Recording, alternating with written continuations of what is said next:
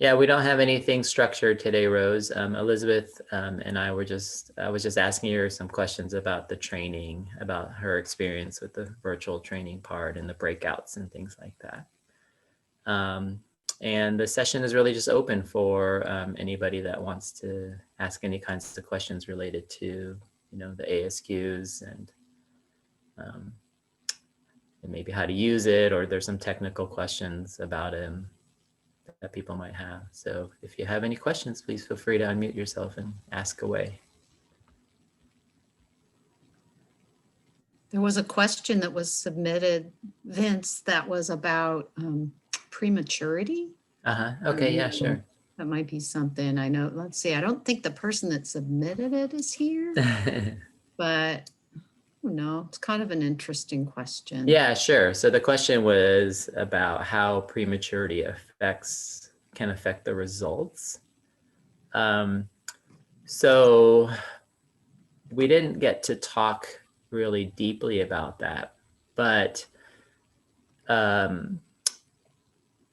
the developers of the ASQ have said that if the child is, well, you're supposed to account for prematurity as far as their age when you're calculating their age. So even 1 or 2 weeks, they want you to account for that. And the idea is that when a child is born a little bit early, they have technically, we start their clock as far as their age, but they may have missed those extra weeks of development.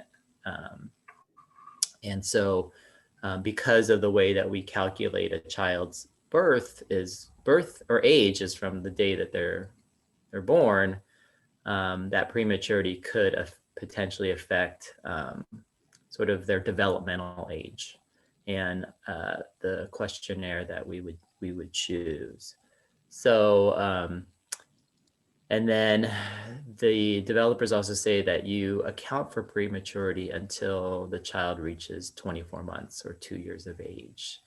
And the idea is that those that are born premature, but maybe not like super premature, are by age 2, have generally caught up in their development if they were behind in any way, if they're typically developing, that is. And then there's for children who are more extremely premature, then likely the impact of that will be longer for them. But as far as choosing the questionnaires correctly, it's just making sure that you subtract the weeks that they were premature from their actual birth age, so that you might potentially select a questionnaire that is like of a younger age or interval for that child. So there's a little bit of math there. And I guess I could share my screen.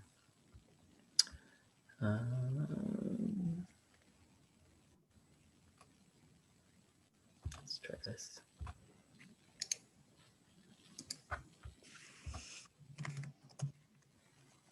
So there's a little bit of math there that people might have to worry about. So what I always just recommend is for people to use the website. So it's agesandstages.com. And if you scroll down, there's an ASQ calculator right here. So you just click on the calculator. This actually helps you score it or do an adjusted score or the age calculator. So we're talking about this. So for example, we wanted to give it today. We would choose today. Or let's say we're handing it out on Friday or Saturday. We're gonna give it to the client on Saturday. And the child was born, let's just say January 1st to make it easy. All right, and then, but they were premature, let's say 5 weeks. So what happens, it'll help you calculate which questionnaire you're supposed to give them. So right here you can see that it's a chronological age of 10 months and 13 days, but if you adjust the 5 weeks, they're 9 months and 9 days. So these are the 2 questionnaires that you would use at the bottom. So hopefully that makes sense.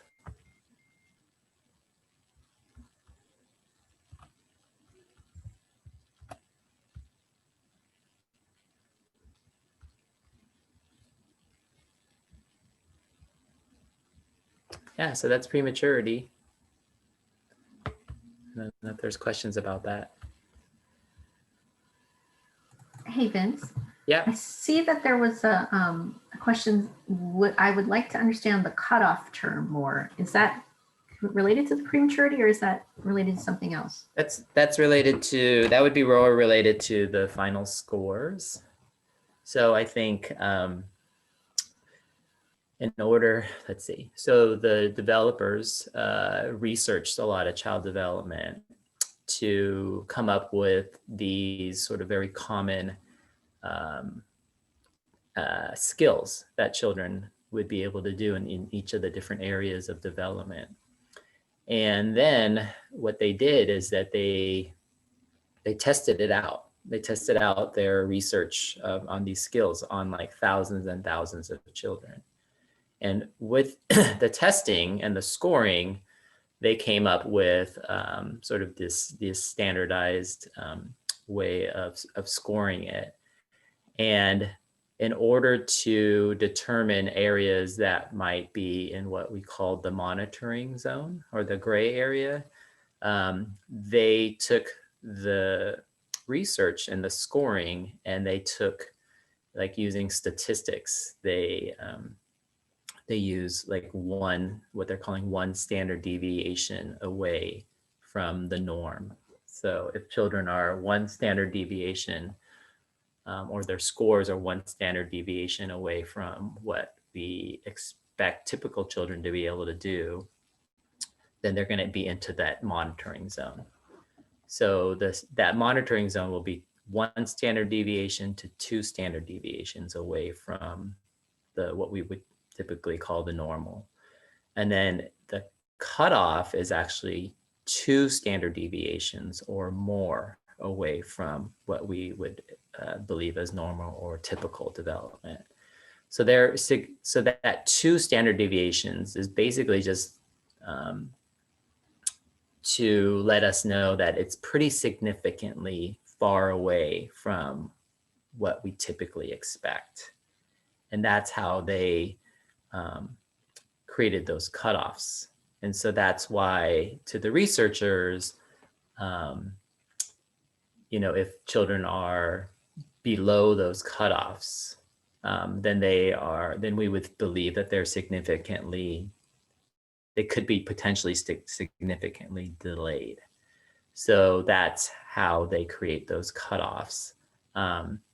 Now there's lots of other factors, which I think we talked about, but didn't talk deeply about, which just could be things like families don't have the materials to do the activity at home. So, and they've never seen their child do that skill. So they might mark no, or they might not understand the question completely. So they might mark no, they can't do the skill, or maybe they mark sometimes they do the skill. There are some parents who are like a sometimes parent, we call them, because they like to mark, yeah, sometimes my child can do that and sometimes my child doesn't do that. And then if they mark enough sometimes, the sometimes scores will add up to being a lower score. So that could potentially fall into this below the cutoff, because the sometimes are half the yes. So anyways, it's important to know that when a child's score falls in below the cutoff, it's significant. So we really want to pay attention. But we also don't want to panic right away and think, oh my goodness, yeah, this child is definitely delayed or there's something going on. But we want to understand it better. So it's important to then ask questions about culturally, do we think the family practice matches some of these activities? Or language is often a challenge because we don't have the questionnaires in many other languages, and especially in the Bay Area with all the different languages that families speak. So oftentimes, families are asked to complete it in English, and they might misinterpret what the question is asking.